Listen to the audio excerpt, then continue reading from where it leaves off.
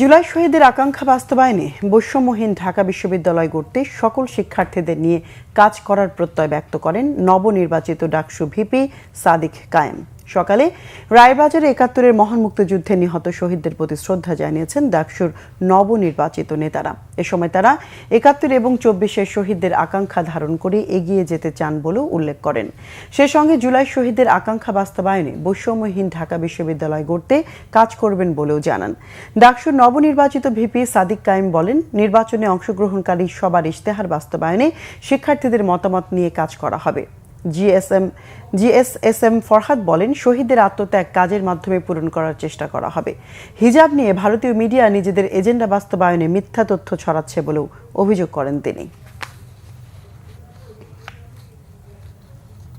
এই যে গণকবর, এখানে সেই গণকবরটাতে আমরা আজকে জিয়ারত করেছি এবং জুলাইয়ের সকল শহীদদেরকে স্মরণ করে আমরা তাদের জন্য আল্লাহর কাছে দোয়া করেছি। আরেকটি কর্মসূচি হচ্ছে আমাদের এখান থেকে পাশে ৭১-এর শহীদদের যে কবর, ৭১-এর মুক্তিযুদ্ধের যে শহীদদের কবর, সেখানে আমরা জিয়ারত করব।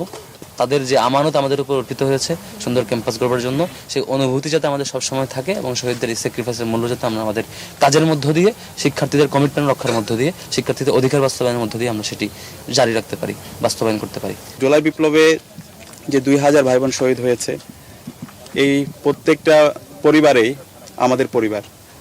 তাদের কথাগুলো, তাদের আকাঙ্ক্ষাগুলো, তাদের প্রত্যাশাগুলো পূরণ করা এখন আমাদের মূল কাজ। আমাদের এই ডাকসু নির্বাচনের বিজয়, এটা জুলাইয়ের প্রজন্মের বিজয়, ঢাকা বিশ্ববিদ্যালয়ের ৪০,০০০ শিক্ষার্থীর বিজয়, শহীদদের আকাঙ্ক্ষার বিজয়। আমরা আবার বলছি, এখানে যারা ডাকসু নির্বাচন করেছে এখানে কোনো হার জিত নাই।